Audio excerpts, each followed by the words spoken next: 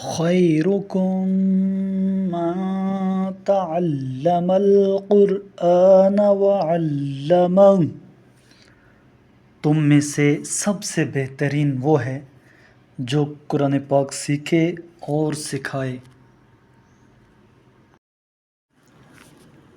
اعوذ باللہ من الشیطان الرجیم،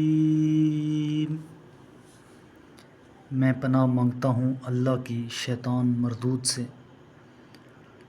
بسم اللہ الرحمن الرحیم،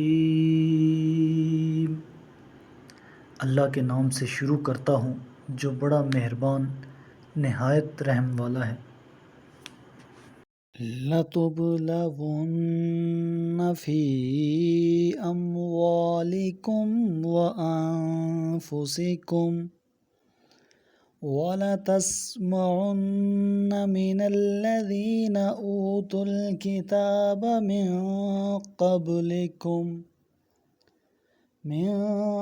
قَبْلِكُمْ وَمِنَ الَّذِينَ أَشْرَكُوا أَذًى كَثِيرًا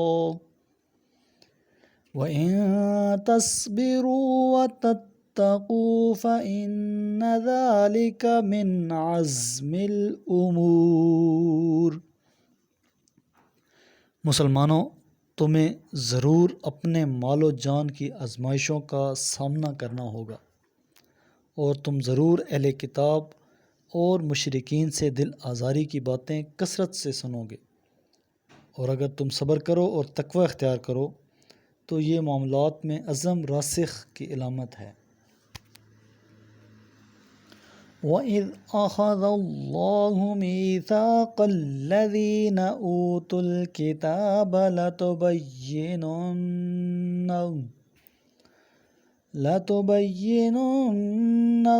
لِلنَّاسِ وَلَا تَكْتُمُونَهُ فَنَبَذُوهُ وَرَاءَ ظُهُورِهِمْ وَاشْتَرَوْا بِهِ ثَمَنًا قَلِيلًا فَبِئْسَ مَا يَشْتَرُونَ۔ اور یاد کرنے کی بات ہے کہ جب اللہ نے اہل کتاب سے یہ عہد لیا تھا کہ تمہیں یہ کتاب لوگوں میں بیان کرنا ہوگی اور اسے پوشیدہ نہیں رکھنا ہوگا، لیکن انہوں نے یہ عہد پس پشت ڈال دیا اور تھوڑی قیمت پر اسے بیچ ڈالا، پس ان کا یہ بیچنا کتنا برا معاملہ ہے۔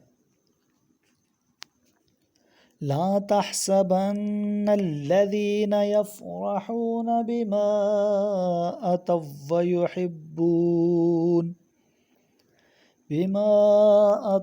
ويحبون أن يحمدوا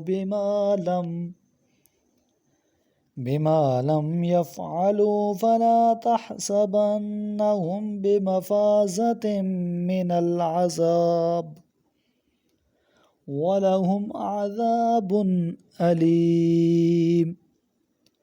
جو لوگ اپنے کیے پر خوش ہیں اور ان کاموں پر اپنی تعریف سننا چاہتے ہیں جو انہوں نے نہیں کیے، لہٰذا آپ انہیں عذاب سے محفوظ نہ سمجھیں، بلکہ ان کے لیے دردناک عذاب ہوگا۔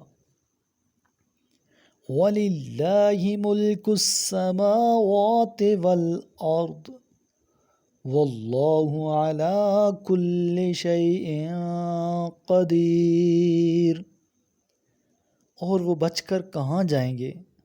زمین و آسمان اللہ کے قبضہ قدرت میں ہیں، اور اللہ ہر شے پر قادر ہے۔ إِنَّ فِي خَلْقِ السَّمَاوَاتِ وَالْأَرْضِ وَاخْتِلَافِ اللَّيْلِ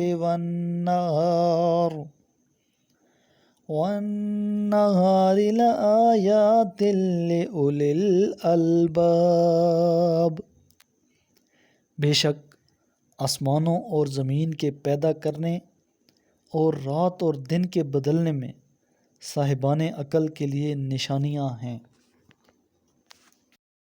میرے کریم لجپال محبوب کریم علیہ الصلاۃ والسلام نے ارشاد فرمایا، اقرأ القرآن، قرآن کی تلاوت کیا کرو، فَإِنَّهُ يَأْتِي يَوْمَ الْقِيَامَةِ شَفِيعًا لِأَصْحَابِهِ، یہ قیامت کے دن اپنے پڑھنے والوں کا سفارشی بن کر آئے گا۔